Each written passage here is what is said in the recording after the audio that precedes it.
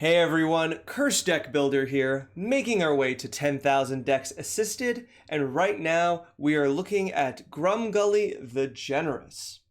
This deck comes to us from Sharok, who once again has been very kind to support the channel. Thank you so much, Sharok. I do really appreciate it. It means a lot. And as always, your donations are going towards improving the channel. I have to upgrade this computer pretty soon, and I'm going to try to set up a nice little webcam so you can see my beautiful face as I look at your beautiful decks. So let's see. Sharok says that they're looking for ways to maximize and synergize with the commander and the strategy of the deck, and a bit of consistency. And their budget is 300. Well, I'm going to have a few thoughts on consistency and kind of the game plan of the deck. But before I do that, this is a great time to remind you to like, comment, subscribe. And if you'd like to send me one of your own decks so I can make a video of it, there's a link in the video description down below. And if you would like that deck to be the next deck I work on, there's a link for that down there too. And finally, as always, the deck list that we're going to be looking at will be down there as well. So let's quickly look, who is Grumgully the Generous and why are they our generosity deck? So I'm going to say by generosity, this is kind of a +1/+1 synergy token. I'm going to say aristocrats infinite combo deck. The deck, as I will get into really soon, is kind of all over the place. It doesn't really know its identity. Now this isn't really too bad because I think it's pretty common, especially combo decks like this, to have another straightforward plan. But we're kind of, I'm going to say maybe 2 or 3 plans too deep.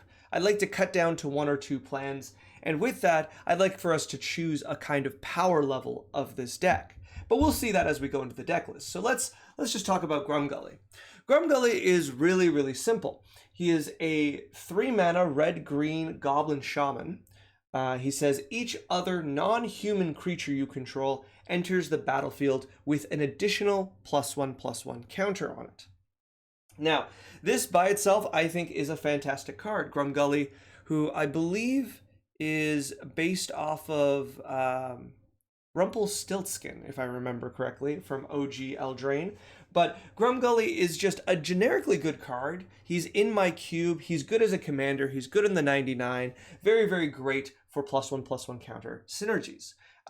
Notably, he doesn't work with humans, but if we see down here, we have like a card that's very similar, like Arwen. There's a few cards that do what Grumgully does in different ways, but something I particularly like about Grumgully is the fact that we get access to red as our commander.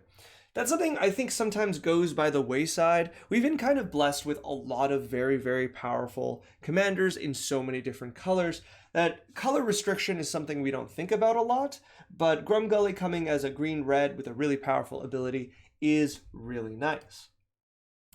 So looking at the deck itself, the first thing we can come down and we can see, well, the mana curve is kind of all over the place, sorry. Let's see here. We've got really few on 4 drops, and then we have quite a few on 5 drops, and then quite a few on 3 drops where our commander is also 3 mana. So I'm going to quickly go through specifically the 5 and 3 drops.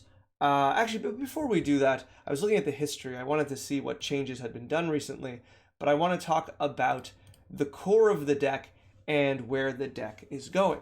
So it seems like there's a lot of different strategies at work here. Like we can see we've got 2 Krankos here that are all about creating tons and tons of goblins. We've got Chitter Splitter to create squirrels. We've got over here Squirrel Nest as well.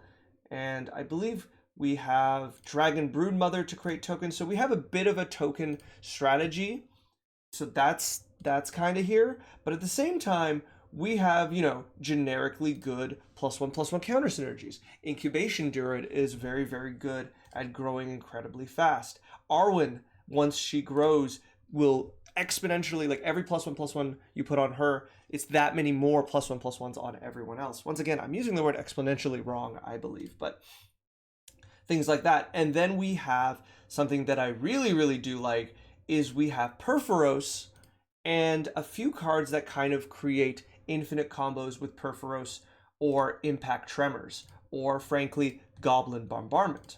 What are these combos? Well, if you have, Goblin Bombardment, a persist creature, let's look at Thunderblast, for example, and our commander out, you can sacrifice Thunderblast over and over again to just defeat all your opponents in one go.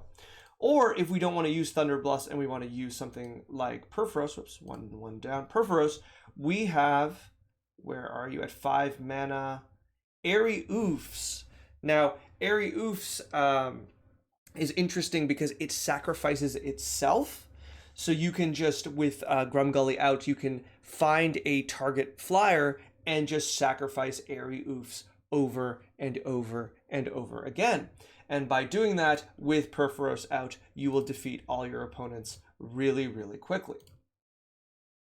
Let's see. And I believe, yes, I believe this can also be done with Impact Tremors or Goblin Bombardment. You don't need the self-sacrifice for that. But that works with any persist creature. We can see we're playing Scuzzback Marauders. We can see that we have Woodfall Primus. All of these will work to give us our infinite combo. And we have a few other things with that we can use. Cauldron of Souls gives creatures persist till end of turn. Of course, remember when the creature leaves play and returns, it will lose persist, so that'll only work once.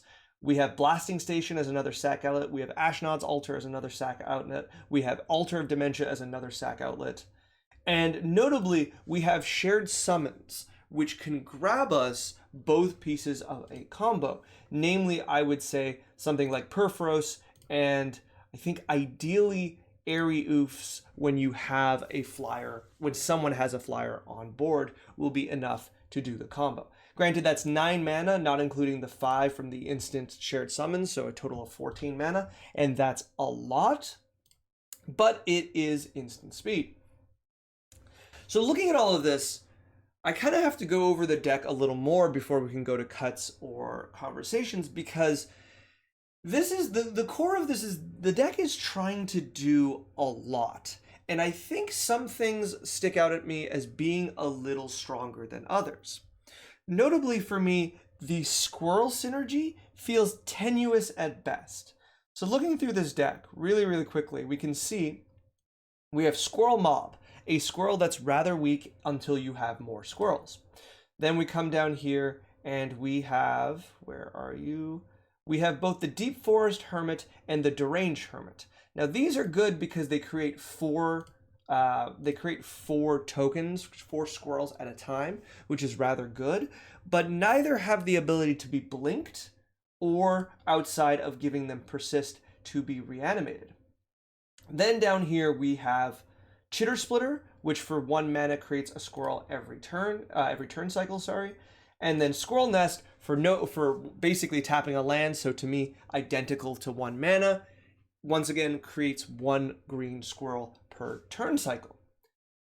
With that in mind, all of these seem just a little too weak. Like, even with Parallel Lives out here, you're really not creating that many squirrels.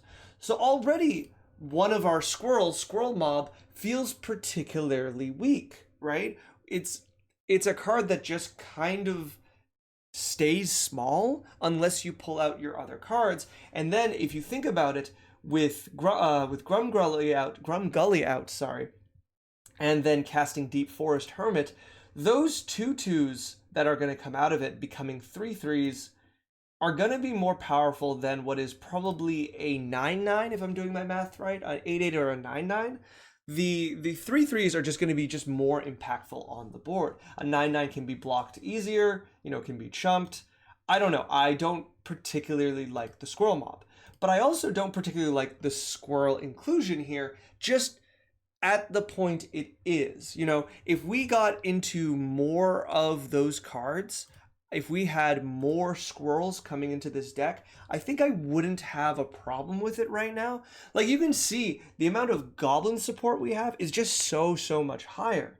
So I think I would probably cut the squirrels portion and focus on the goblins. That would be the easiest bet to do. But if you really wanted the squirrels, you could definitely make it happen. You just need to put more squirrels into the deck. You should be playing Chatterstorm. You should be playing the other Squirrel Lord at 2 mana.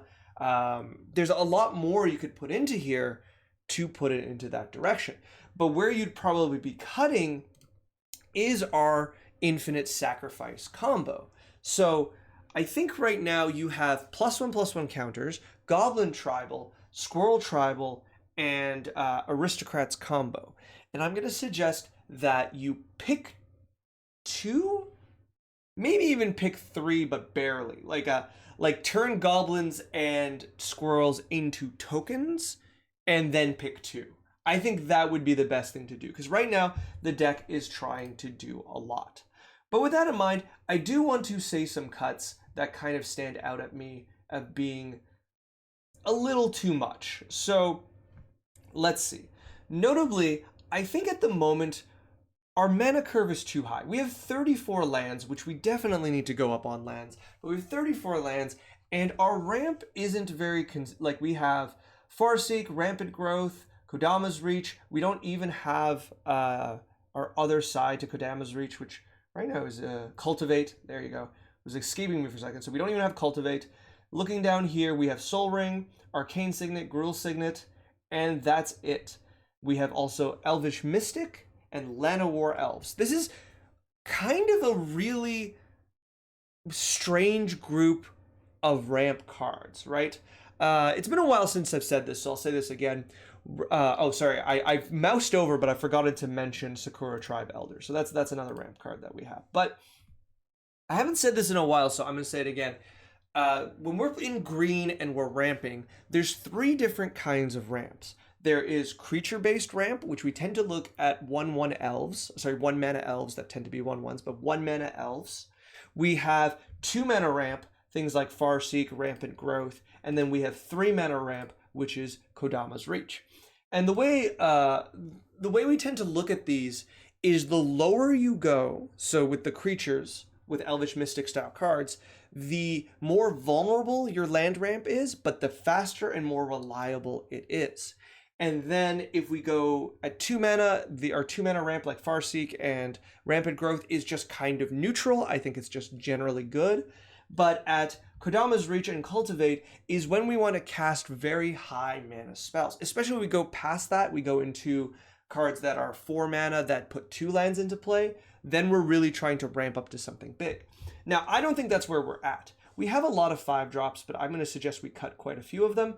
And our Farseeks are fine, but what I'm going to suggest is that we need more Elfish Mystic. And you know what? I'm going to actually do that search for you.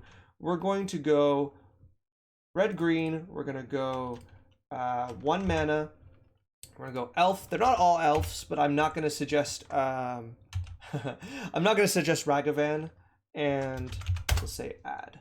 So let's go EDH Rec, because these will all be at the top. So Llanowar Elves, Elvish Mystic, Findhorn Elves, Boreal Druid.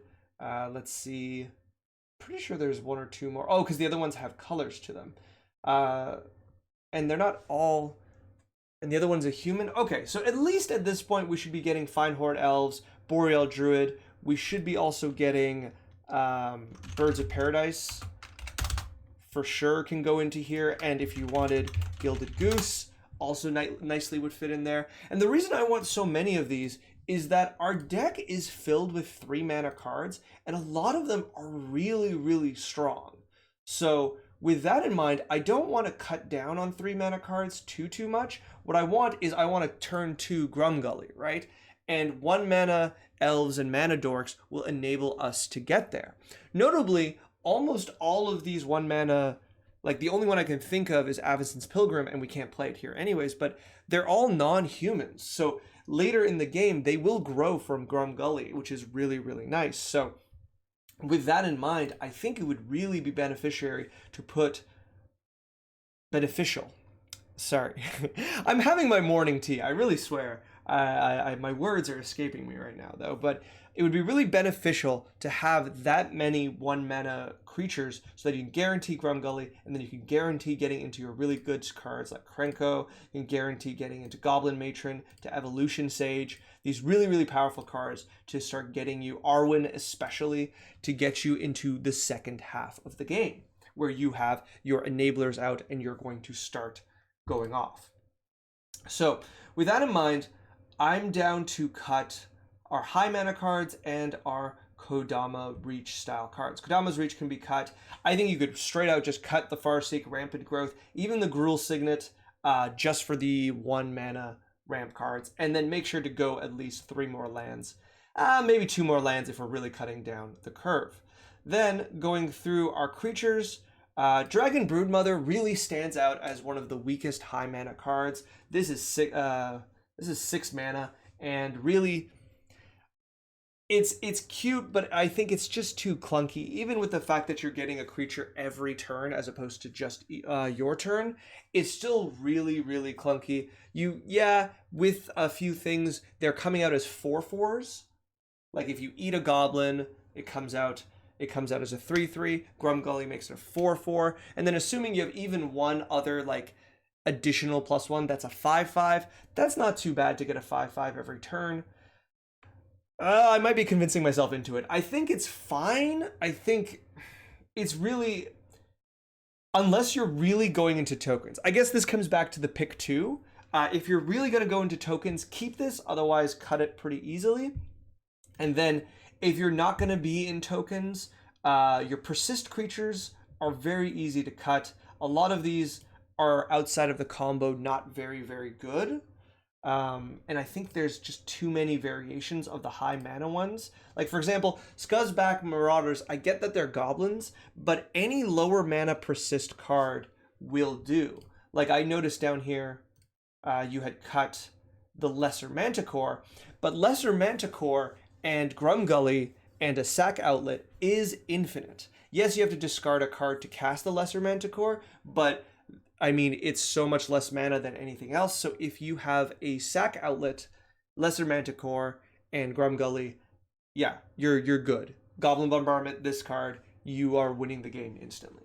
So I think of all of your persist cards, the 2 and 1 mana ones, well, I guess there's no 1 mana persist, so the 2 mana persist cards are probably the best you can do. And I believe in green there should be one other, but I could be wrong. Oh, I did not want to view full history. I wanted to minimize. Perfect. All right, so going back here, with that in mind, I think you could easily cut a lot of these persist creatures.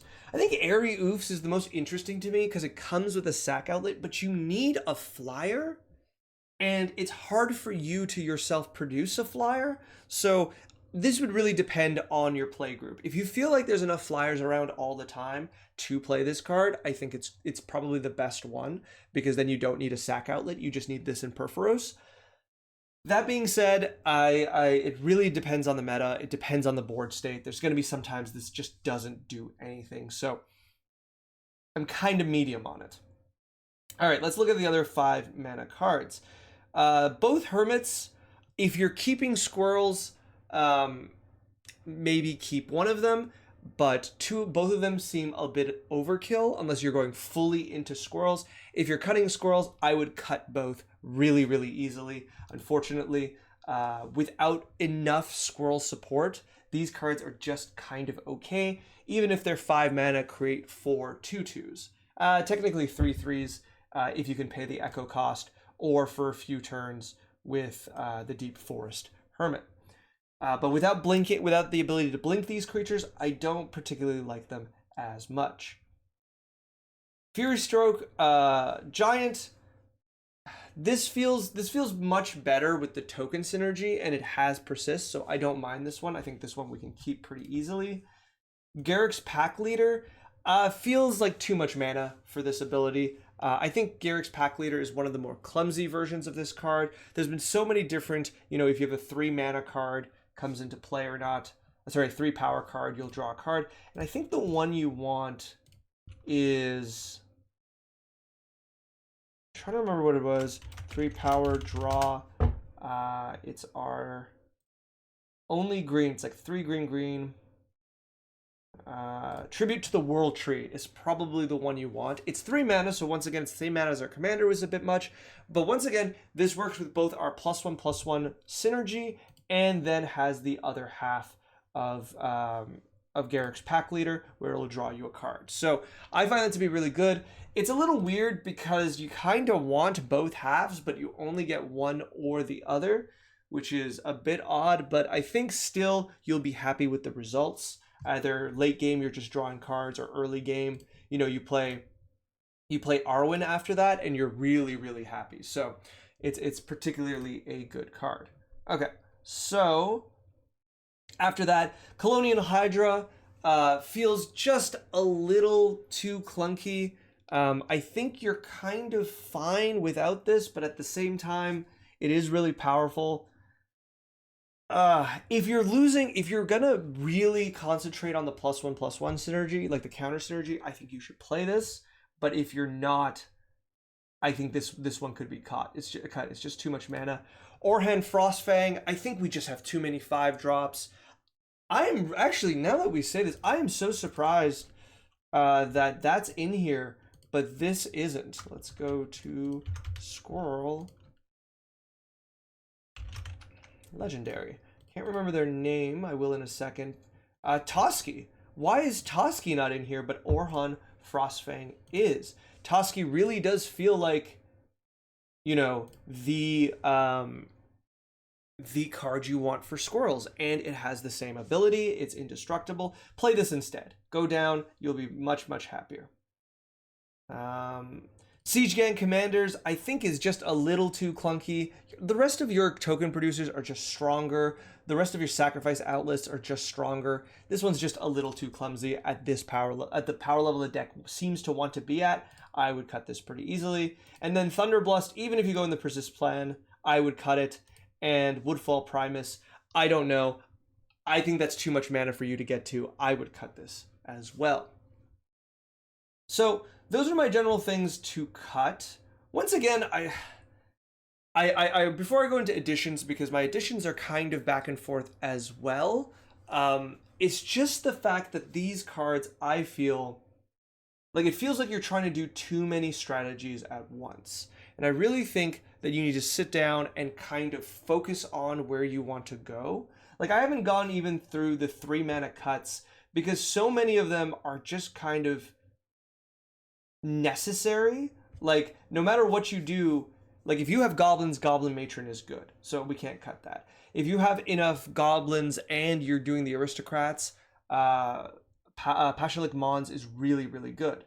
If you have enough +1/+1 counters, Evolution Sage is really good. Arwen is just universally good, right? We come into here, Inspiring Call with enough +1/+1, really, really good. Beast Within, you need to play it. Coruscant's Gript is fine. Harmonize. I think Eldritch Evolution sticks out to me, even with the Persist package, as being particularly weak, just because I don't really think you have like cards you really, really desperately want to cast at high mana. But that being said, if you have enough 1 mana drops to turn your 1 mana into a 3 mana card, like your Mana Dork into, you know, Arwen, I think is good enough. So maybe this is worth keeping. But this is the thing, is like, it's really hard to cut these cards when they're already, like, generally they're strong. I guess Mimic Vat would be the card I would say to cut no matter what out of 3 drops, because it doesn't seem to synergize with anything. Whereas the majority of these seem to synergize with something. So first thing I'm going to suggest before I go to my suggestions is, as I've said several times, we got to cut down our strategies to find which strategy we want to go with. So until then, my additions kind of are general. I'm hoping they hit no matter what final thing you do. And then I have the suggestions that if you just want to power up the deck. So, oh no, I just completely closed the page. There we go. Okay. Here we go. So first 2 are Concordant Crossroads, Mass Hysteria, and honestly, I'm also going to put Rhythm of the Wild into this pile. And these are haste enablers.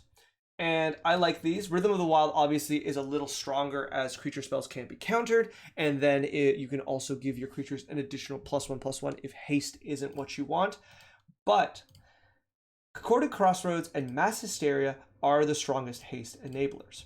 And I've said a lot of times, you really want these in aggressive decks because they incentivize your opponents to tap out their creatures repeatedly and attack each other. And when you are the strongest aggro deck, which is what you aim to be, you will benefit with the open board more than they will. So it's a very good soft political power because, without telling your opponents to attack each other, they'll start attacking each other, and then you'll be able to take advantage of that. In addition, they're just good cards. You are representing creating a lot of tokens or a lot of very big creatures with +1/+1 counters very, very quickly. And these spells will enable, these enchantments will enable your attacks to hit very quickly, come out swinging every time. Especially after you get like certain combinations of like Grumgully and then Arwen, all of a sudden your squirrels or your goblins that are coming out in drones, and then you're representing 8 to 10 damage that have just been put on the board, notwithstanding all of the cards you already have on the board. So haste, I think, no matter what build you're making, haste is really, really important. And I believe you do have some other haste enablers somewhere here. I remember seeing something, but I always like a little more. I think it is always a good idea, especially you're in red-green, take advantage of having these here. Then here's some generic good, what I would think as +1/+1 counter cards that I think just work because no matter what you do, you will have +1/+1 counters because of your commander. So I think that's one of the things you're not going to lose. So no matter what, I think these are good inclusions. Kami of the Whispered Hopes is really nicely both mana ramp and adds an extra token to everything. You play the Kami after you play Grumgully, and wow, would you look at that. It already taps for 3? Yeah, it already taps for 3 green mana. Very, very impressive. Another one that I always like is Duskshell Crawler, because not only does it come in and add its own +1/+1 counter to something, and it's a pretty good body at a 0/3 to become a 1/4 in that if it does it to itself, but just trample. It just gives evasion to your board. And those are the two things I want to see here. I want to see haste and I want to see trample. You are in the colors for them, so they should be accessible to you at all times. And Duskshell Crawler is particularly good at that. So I do like that. Then another one, this one just is kind of there. Bloated Contaminator. I really like this card, and I don't see it around enough to be able to really gauge how good it is, but I personally think it's rather, rather good. It is a 4/4 Trampler. It has Toxic 1, and what we really like it for is the damage Proliferate. Proliferate on hit is more in blue and white territory than green and red, so having it on the Bloated Contaminator is really nice.